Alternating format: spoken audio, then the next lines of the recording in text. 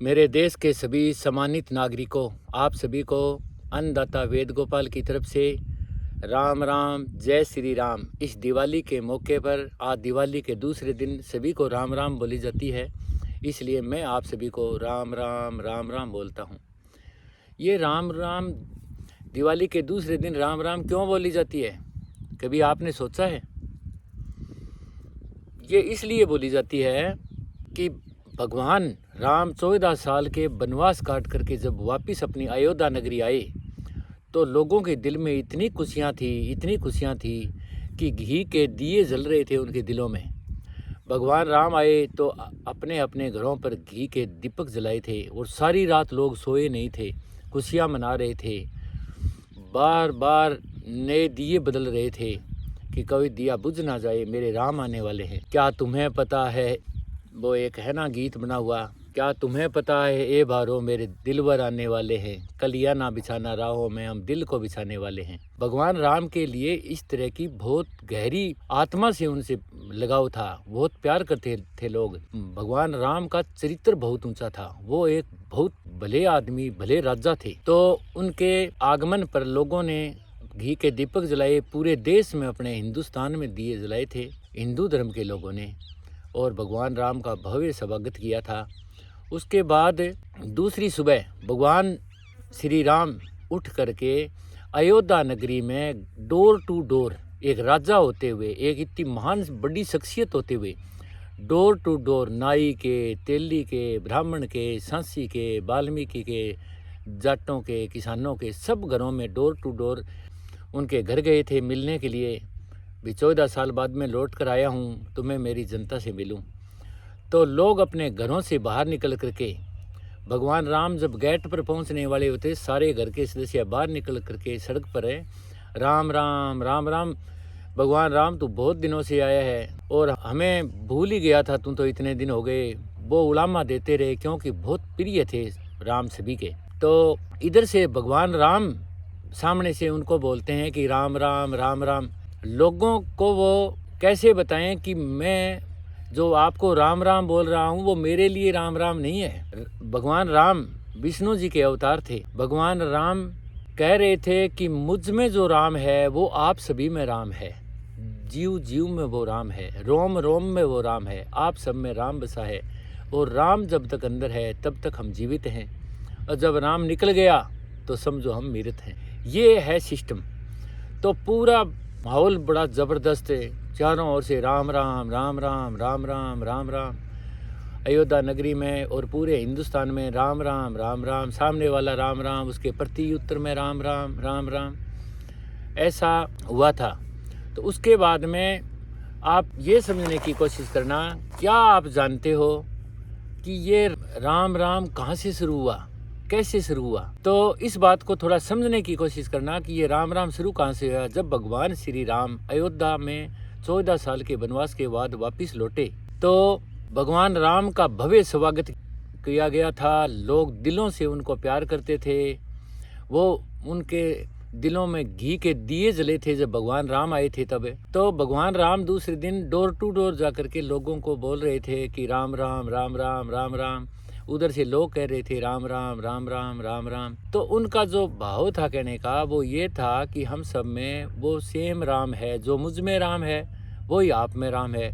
मैं दशरथ का बेटा राम हूँ, सीता का घर वाला राम हूँ, मैं लक्ष्मण का भाई राम हूँ, वो राम नहीं हूँ मैं, वो राम और है जो मुझ में भी है और तुम में भी है, वो रोम रोम में है।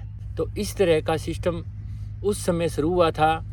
और फिर भारत देश में पूरे में हमारे किसानों के घर, सारे गांव के जो गरीब लोग होते थे, जैसे नाई, खाती, ब्राह्मण, उस समय की बात है, आज तो वो धनवान हो चुके हैं, वाल्मीकि, सांसी, यानी जो भी गरीब आदमी था वो किसानों के घर में सुबह सुबह ही दिवाली के दूसरे दिन रामनवमी को राम राम करने आता था।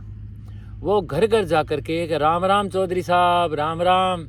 तो उधर से चौधरी साहब बोलते थे कि राम राम राम राम। इसका मतलब था वो गरीब लोग उसके राम को जगाते थे भी राम राम राम राम, तेरे अंदर राम मेरे अंदर राम। उधर वो चौधरी कहता था कि राम राम राम राम, जैसा मेरे में राम वैसा ही आप में राम।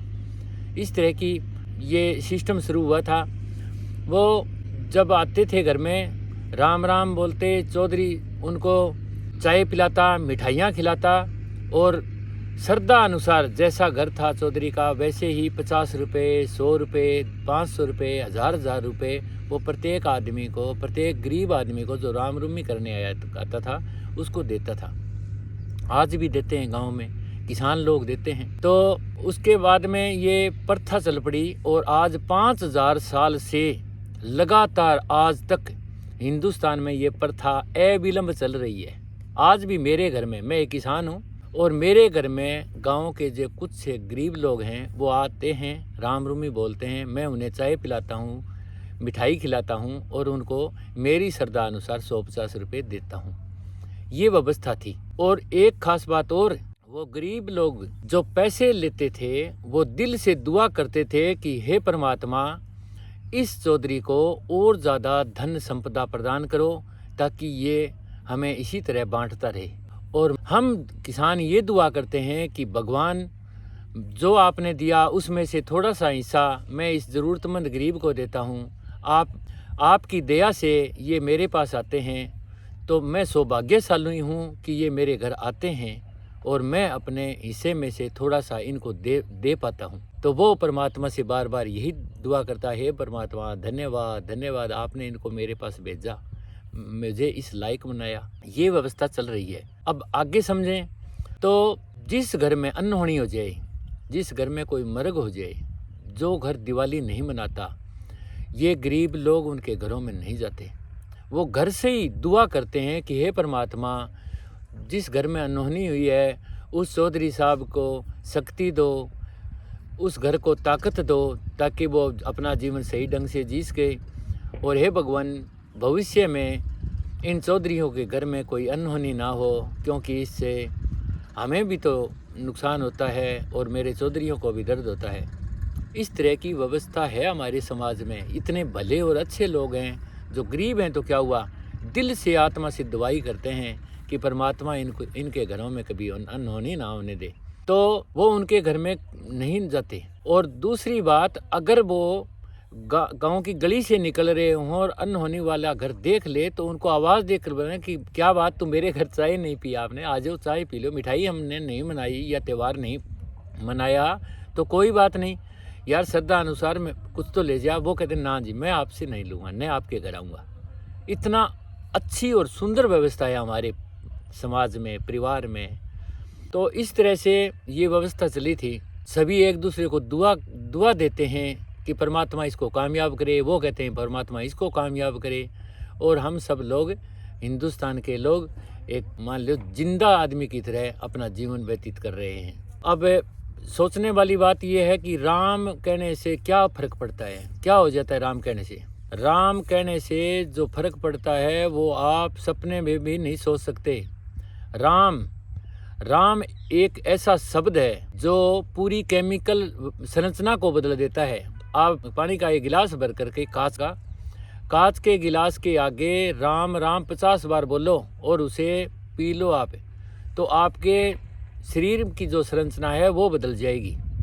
अगर आप किसी कागज़ के टुकड़े को इस तरह से स्ट्रेच करके, कि कोई चीज़ से स्ट्रेच करके उस पर कुछ बालू रेत डाल लेंगे और उसके नीचे बोलेंगे राम, तो उस पर जो आकृति बनेगी वो इतनी सुंदर बनेगी। आप अपने घरों में देखो, कागज़ के टुकड़े आपके घर में बहुत सारे मिल जाएंगे, रद्दी भी मिल जाएगी, उस रद्दी पर भी डाल के देख लेना बालू के कुछ कण है, बालू की थोड़ी रेत है, और फिर उसके नीचे से बोलो राम, तो कितनी सुंदर आकृति बनती है।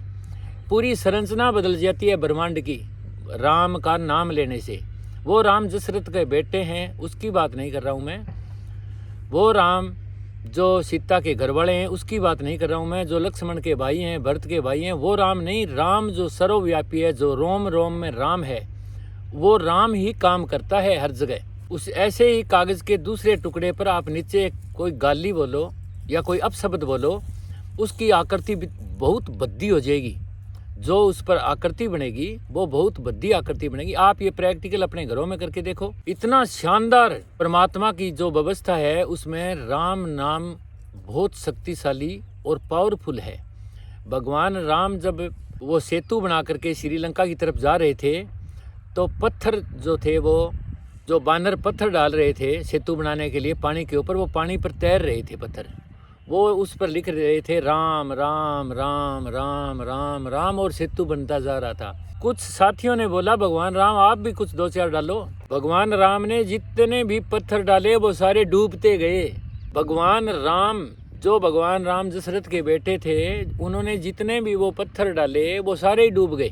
फिर भगवान राम को पूछा कि ये क्या वजह है, हम डाल रहे हैं आपका नाम लिख करके, और आप जब डालते हो तो ये डूब जाते हैं, और हम जो डालते हैं वो तैर रहे हैं। तो भगवान राम ने खुद बताया था, वो विष्णु अवतार थे, वो सर्वशक्तिमान आत्मा थी जो यहाँ अवतार रूप में आए थे। तो उन्होंने बताया कि ये राम का नाम तैरता है, राम नहीं तैरता। मैं आप जैसा ही साधारण मांसपेशियों से, साधारण हार्ड मांस से बना हुआ एक इंसान हूँ, जो दशरथ का बेटा हूँ। तो ये राम का नाम है ना, जो वो राम नाम और है, वो राम सब में विराजमान है। हम सब में राम राम राम राम, रोम रोम में राम। जब निकल गया राम तो हमारा भी हो गया काम है। तो इस तरह से है ये राम। इसी के हिसाब से रामनवमी चली थी, और राम नाम की अद्भुत शक्ति है। दूसरा, ये राम राम क्यों बोलते हैं, अकेला राम क्यों नहीं बोलते? आप किसी को बोलते हो राम तो सामने वाला कोई जवाब ही नहीं देगा, क्या है? और आप बोलोगे राम राम तो सामने वाला बोलेगा राम राम भाई राम राम। आप गौर फरमा के देखना, इसको प्रैक्टिकल करके देख लेना। आप बोलोगे एक बार राम तो फिर वो काम नहीं करेगा, सामने वाला कोई जवाब ही नहीं देगा। और आप 2 बार बोलोगे राम राम तो सामने वाला कहेगा राम राम राम राम। इसका मतलब क्या है, भाव समझ रहे हो आप? राम राम, तेरे में राम मेरे में राम है, वो राम ही राम है। इस बहुत गहरी बात है ये। विचारों और राम ही राम है, तेरे में राम मेरे में राम, इन जीव जंतुओं में राम, इन भेड़ बकरियों में राम, इन पेड़ पौधों में राम। राम राम हर जगह समाया हुआ है, रोम रोम में समाया हुआ है। पूरी सृष्टि को चलाने वाले राम हैं।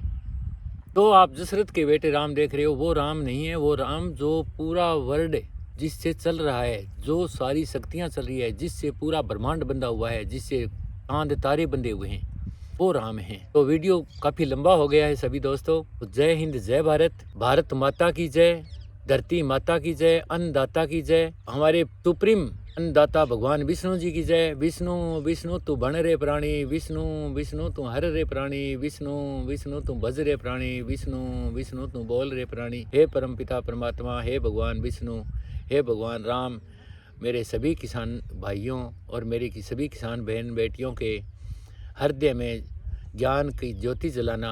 जय हिंद, जय भारत।